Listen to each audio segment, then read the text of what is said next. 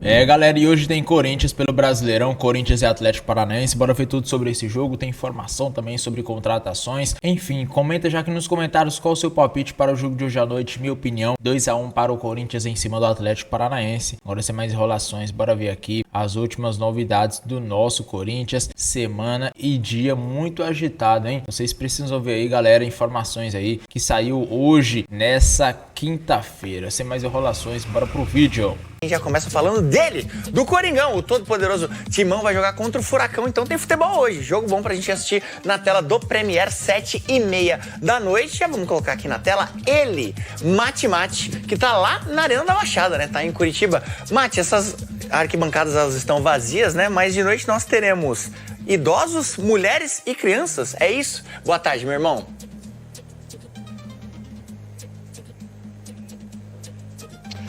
É isso, Fred. Um abraço pra você, pra todo mundo ligado no Globo Esporte. Chegamos cedo aqui na Arena da Baixada, que mais tarde só vai abrir as portas para esse grupo que você falou mesmo, viu? Para as mulheres, para as crianças até 12 anos, para os idosos acima de 60 e para as pessoas com deficiência.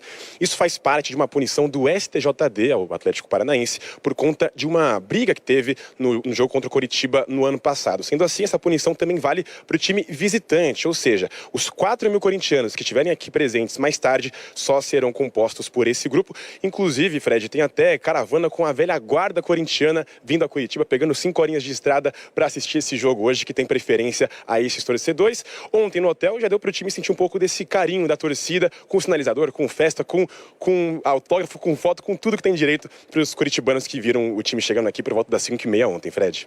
Bom, eu acho bem legal essa iniciativa, ao invés dos portões fechados, colocar essa galera pra assistir o jogo. E Mate, o Alan Severiano me perguntou no SP1 quem que vai jogar no lugar do Yuri Alberto. E eu prometi que a gente ia trazer essa informação aqui no Globo Esporte. Então, quem que vai jogar no lugar do Yuri?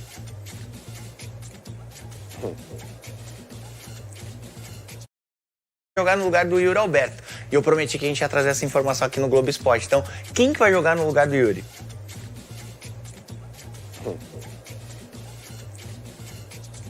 Então, Fred, havia uma expectativa, principalmente em cima de Gui Negão e de Pedro Raul, né? Os dois que são camisa 9, que são centroavantes de ofício. O Gui, inclusive, ele tinha ali uma certa vantagem com relação a essa vaga. É um cara que fez gol contra o Capivariano recentemente. A dupla, né? Os dois, tanto jogaram 7 jogos dos 11 que o Corinthians disputou nesse ano. Mas, nos últimos treinos, Vitinho ganhou preferência de Dorival. E, pelo que eu pude apurar, é ele quem começa mais tarde hoje ao lado de Memphis Depay. Vitinho atuou contra o São Bernardo, fez o Dorival, enfim, gosta bastante da atuação dele. E também é uma maneira de dar confiança ao Vitinho, que já atuou mais de 20 jogos pelo Corinthians e ainda não marcou. Então, depois dessa sequência positiva de boas atuações, hoje é ele quem deve começar por aqui, para além de Pedro Raul e Gui Negão, que também são opções também no banco de reservas. Fred? Fechado, Mate, bom trabalho por aí. Eu estarei assistindo essa partida hoje. Vamos do Memphis, porque o Marcelo estava desde o começo aqui perguntando do Memphis e fez show, né? Foi bem legal ali, né? A maneira como ele abraça ali a torcida, né? Sim. E o Memphis tá de fato empolgando a Fiel. Como é que tá essa história da renovação? Ele até brincou ontem, né? Quando o Romário perguntou, ele falou assim, pergunta pra imprensa, a imprensa sabe de tudo. Mas ele falou que tá estudando aí, conversando, não é isso, Fernanda? Conversando com o pessoal ali do Corinthians para entender o momento do clube, a questão administrativa, como é que estão as coisas, para ele sentar e conversar. O contrato vai até o meio do ano, né? Uhum. E tem a Copa do Mundo aí no meio, né? Vamos ver como é que vai ser a participação dele aí na Copa também, para ele falar ou fazer essa renovação. Quando o Memphis deixa bem claro que está aberto a conversas, não é um Memphis que senta e negocia. É importante a gente trazer esse bastidor. O Memphis tem um time administrativo, jurídico, que trabalha para ele. Então, são esses profissionais que sentam com o Corinthians para poder renovar o contrato e para discutir qualquer coisa do Memphis, principalmente quando tem dívida, quando tem alguma coisa nesse sentido. O Memphis vê com bons olhos a permanência no Brasil. Ele está muito bem adaptado, não precisa falar. Ele gosta muito do clube e acha que pode ajudar ainda mais o Corinthians. Tem uma questão importante que é a dívida que o Corinthians tem com o Memphis dos atrasados e que o Corinthians está trabalhando para colocar isso em dia. Premiação, aquelas metas, aquela coisa né, que é bater. toda. Tudo que o Corinthians deve ao Memphis. Isso precisa ser resolvido primeiro para sentar, conversar e renovar.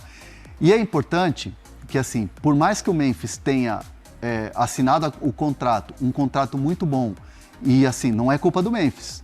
Ele assinou um contrato que é muito bom, mas alguém foi lá e deu o contrato para ele assinar. Ele assinou. O Memphis tem uma consciência de que o custo dele é muito elevado em relação ao mercado brasileiro, em relação à realidade brasileira.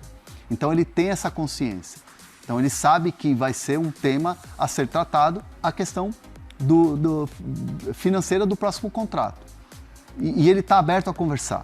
Isso é o mais importante, ele não está fechado para uma conversa. Legal. Então o time dele já foi avisado que, sim, vai sentar para tentar tratar de uma renovação de contrato com o Corinthians já, né, para agora. O Corinthians tem uma carta na manga que se chama Marcelo Paz. Opa. O Marcelo Paz, ele tem estado muito próximo do staff do Memphis. Tem tido conversas muito boas. O Memphis tem olhado para o Marcelo Paz e tem visto o trabalho do Marcelo Paz como alguém que chega para profissionalizar o Corinthians. Ele confia, então, no Paz. Ele confia no Marcelo Paz. Os dois estão entrando numa sinergia muito boa. Então, assim, há uma aproximação do Corinthians com o Memphis e com o seu staff via Marcelo Paz. Então, o Marcelo Paz vai ser uma figura central importante nessas conversas e nessas retomadas para renovação de contrato. O Paz está, evidentemente, muito confiante também e conversando com o presidente Stabile, conversando com toda a cúpula, que essa conversa vai ser passo a passo, que não adianta, não é uma reunião que vai resolver. Então o Paz já está trabalhando, costurando essa renovação com o Memphis ou deixar tudo muito pronto para uma renovação através de outras atitudes. Tá mais próximo do cara no dia a dia, de sentir o que ele quer que mude e melhore na estrutura. Saber que é importante segurar um cara como o Bidon, saber que é importante segurar o Hugo Souza, segurar o Yuri Alberto. O Memphis elogiou eles pra caramba. Ter um time competitivo para que o Memphis possa se sentir importante no sentido de você brigar por títulos. Exato, que o Corinthians vai ter um time competitivo para disputar os títulos como disputou no ano passado. Aí tem uma questão importante também que é o aporte dos jogadores que estão chegando. O Zaccaria, que deu o que falar. Foi. Mas assim, você conversando com as pessoas de dentro do clube e entendendo como foi o bastidor dessa contratação, eu posso dizer para vocês que até a vinda do Zaccaria é uma questão que aproxima um pouco o Marcelo Paz, a direção do Corinthians, do staff do Memphis. Por quê? Porque o Zaccaria estava sem empresário, ele estava sem representante. E aí quem fez a negociação com o Corinthians, que foi uma negociação fácil, tranquila, estava livre no mercado, praticamente acertou o salário, foi o staff do Memphis, que ajudou o Zaccaria nessa negociação com o Corinthians para fechar o contrato.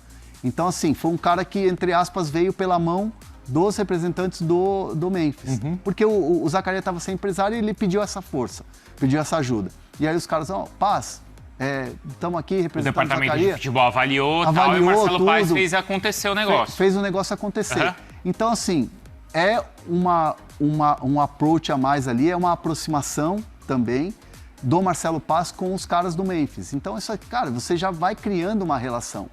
Porque existia antes uma relação próxima do staff do Memphis com o Pedro Silveira, que era um cara que trabalhava no Corinthians, que não está mais já há um tempo. Quem participou da vinda, junto com o Fabinho e tal. E eles confiavam muito no Pedro Silveira. E o Pedro Silveira é um excelente profissional. Não está mais no Corinthians.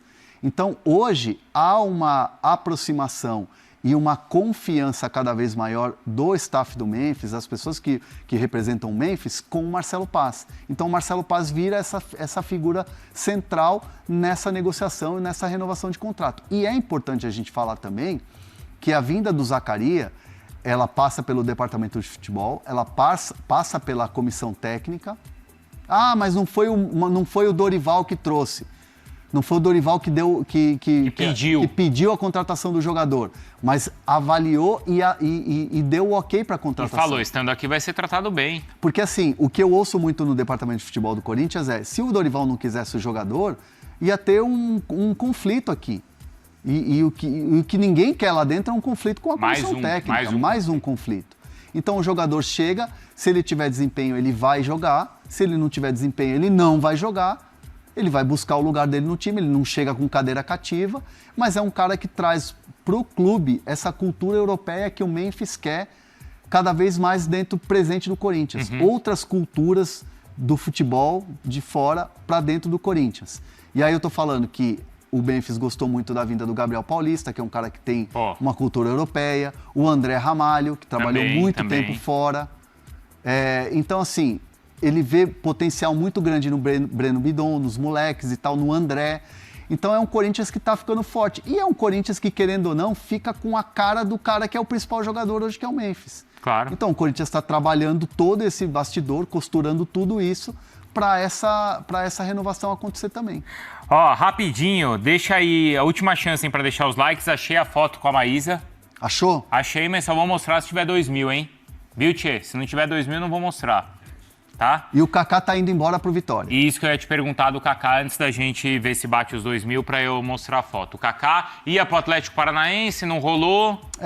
Agora vai pro Vitória? Ele tá indo chega hoje a Salvador para exames médicos e assinatura. É até o final do ano um contrato com o Vitória. Aí existe umas metas que, se ele bater essas metas, vira praticamente uma obrigação de compra, né, do Vitória. O Kaká é um jogador que estava já buscando ares novos e é um jogador que estava buscando, inclusive, ajuda de fora para poder melhorar na concentração em campo, né? Então é um jogador que estava querendo muito voltar a ter melhores momentos dentro de campo. Então, assim, ele não estava jogando, né, o cara fica meio chateado, o cara fica meio para baixo e tal, e o Kaká estava querendo respirar ares novos. Então o Vitória, a pedido, aliás, do próprio Jair Ventura, a contratação do Kaká, ele chega a Salvador e vai assinar esse contrato por empréstimo até o final da temporada. Teve um papo de que o Santos poderia ter atravessado a história do Kaká. Eu falei com algumas pessoas que me garantiram que, de fato, fizeram uma sondagem para ver qual que era o status do Kaká dentro do Corinthians, mas que não avançariam com uma proposta. Então, já estava uma situação mais bem encaminhada com o Vitória, que é onde ele vai se apresentar hoje. Tá, então aí a informação então envolvendo o Kaká e o Hernan trazendo saída então para o Vitória e onde ele vai se apresentar. Então, sobre o André, aproveitando o chat aí então, o André, daquilo que eu entendi, meus amigos, é muito provável que o André seja o jogador do meio campo do Corinthians a ser vendido no meio do ano. Muita gente, e bem, elencou e colocou lá em cima o Bidon, que de fato é muito bom jogador, foi procurado até por alguns clubes no começo do ano, só que o André passou. O André hoje está um passo à frente em relação ao Bidon sobre observação de clubes na Europa. Então, se eu pudesse colocar aqui, não tendo evidentemente uma bola de cristal, ao que tudo indica, uma coisa certa, entre André e Bidon, o Corinthians acredita que o primeiro a ser vendido é o André, visto a valorização e perfil. Não somente valorização, porque os dois estão valorizados. Na verdade, o Bidon está até mais valorizado pela temporada que fez passada. Pela jogada que fez contra o Vasco na final da Copa do Brasil, por exemplo. Só que entre valorização e perfil, dentro do Corinthians, enxergam que o André tem mais potencial para abrir mais leque em relação a interessados e valores do que propriamente o Bidon. No meio do ano vai chegar a proposta para os dois. Só que o Corinthians acredita que as melhores propostas dos principais clubes e dos principais valores vão ser pelo André, nem tanto pelo Breno Bidon. Então é um Corinthians que se prepara para, não vou dizer bandeira, mas se prepara para receber propostas interessantes pelos dois no meio do ano, acreditando que o André é aquele que vai ser mais assediado. Brunão, fala mais sobre isso que você falou. É interessante que o Pogba de Itaquera tá mais procurado aí que o Pedri de Itaquera. E quanto que o Corinthians aceitaria vender cada um deles hoje? Só deixa eu falar pra rapaziada, muita gente falando de Nino no Palmeiras. Rapaziada, nós vamos falar de dinheiro no Palmeiras daqui a pouco. Se vocês deixarem o like, a gente quer ir para 2.500, estamos com 1.200, 3.500 pessoas nos assistindo. Muito obrigado a todos. Brunão, fala um pouquinho aí sobre os valores que o Corinthians toparia iniciar uma negociação tanto pelo André quanto pelo Bidon, que estão jogando muita bola. Sim, eu tenho o último valor envolvendo o Bidon. No começo do ano, o Corinthians dizia que aceitava sentar para conversar ali na casa dos 20 milhões de euros. Só que ninguém chegou com os 20 milhões de euros. Houve ali uma sondagem ou outra, mas ninguém chegou com esse valor. Mas o Corinthians, na verdade, estabeleceu esse valor um pouco por cima, porque a ideia tanto do jogador como do Corinthians, até mais do jogador. O Bidon deixou claramente a ideia de que quer terminar a temporada, pelo menos esse meio de temporada, no Corinthians. O Bidon não via com bons olhos sair em janeiro. Então o Corinthians pensou em 20, mas ninguém chegou com 20. E se chegasse, ia ter que ter ali um processo de negociação para convencer o Bidon. Em relação ao André, eu não tentei descobrir nos últimos dias um valor mínimo ali que o Corinthians potencializa ou projeta para ele e não quiseram abrir o valor exato, porque é o seguinte... O Corinthians percebe que jogo a jogo, dia após dia, o valor do mercado do André só sobe. Então se hoje, por exemplo, ele está avaliado em 25, daqui 2 semanas ele pode estar nos 30. E depois é campeão paulista, por exemplo, sobe mais tanto. Ou seja, é um jogador que tem crescido muito na valorização. O Bidon deu uma estabilizada, vai crescer evidentemente dentro de campo, na questão financeira sobre valor de mercado, mas volto a dizer... Hoje o Corinthians enxerga 2 jogadores muito valorizados, Breno Bidon e André, mas tendo em vista perfil de Europa, o André, o Corinthians acredita que será mais bem vendido a hora que chegar uma proposta boa. Repito, o Corinthians sabe que os 2 estão valorizados, que os 2 vão ter propostas no meio do ano, mas o Corinthians, pela leitura que tem de mercado, acha que o André é aquele que vai ter mais propostas e melhores propostas. Enfim, veremos aí no meio do ano, Diegão. Galera, e hoje vamos ter aí um jogo muito, complicado, eu vou dizer. Por quê? Porque, cara, no domingo teremos Portuguesa e Corinthians. As quartas, do Paulistão. Aí, como é que vai ser isso aí? O Corinthians vai com titular, com time misto, time reserva? O que vocês acham, hein, galera? O Corinthians precisa pontuar, no brasileiro aí. Começou com uma derrota para o Bahia, mas é aquela. Também antes daquele jogo tinha o jogo da Supercopa, então tava meio que jogando sem botar o pé mesmo, Enfim, o Corinthians vai encarar o Atlético Paranaense lá na Arena da Baixada e vai em busca aí dos 3 pontos. Pessoal, o Corinthians vai um pouco modificado, pensando aí no jogo de domingo contra a Portuguesa, decisão. E eu acho que essa escalação, ela tá boa. Mas eu colocaria ali na zaga o Gabriel Paulista, eu tiraria. Colocaria ali o Choca ou o André Ramalho. Porque o Gabriel Paulista ali com o Gustavo Henrique é muito bom. Só que o Gabriel Paulista já é mais velho, Pode se machucar. Então eu colocaria Gustavo Henrique e André Ramalho e o Choca. Mateuzinho e Bidu permanecia com eles, ou colocaria o Pedro Milans ali no lugar do Mateuzinho. Matheus Bidu não tem outro para substituir, E ali o meu campo, eu acho que tá correto. Alan, Matheus Pereira, Ranielli, Rodrigo Garro. Os titulares estão fora ali, Que o Bidon é o titular, o André eu acredito que vai ser o titular também. E ali a dupla, o óbvio, Memphis e o Guinegão ou o Pedro Raul, ou até o Vitinho. O que vocês acham dessa escalação, galera? Dá pro Corinthians ganhar aí do Atlético Paranaense? O Atlético não é um time tão forte, Eu acredito aí que... Deixa eu ver como é que tá a tabela deles. Eles ganhou um jogo, não sei contra quem. Eles ganhou o jogo Ganhou 2, na verdade. 2 jogos, 2 vitórias, que isso. Ganhou o jogo contra o Santos e contra o Inter. 2 vitórias aí. Começou bem, hein? Rapaz, será que o Corinthians vai conseguir ganhar lá? Acho que o empate já tá ótimo, mas a vitória é muito importante, porque o Corinthians está com 3 pontos, venceu o último contra o Bragantino de 2-0, perdeu a estreia para o Bahia de 2-1. Então é bom pontuar para subir ali na tabela. E esse comecinho tem que fazer o máximo de ponto possível, galera?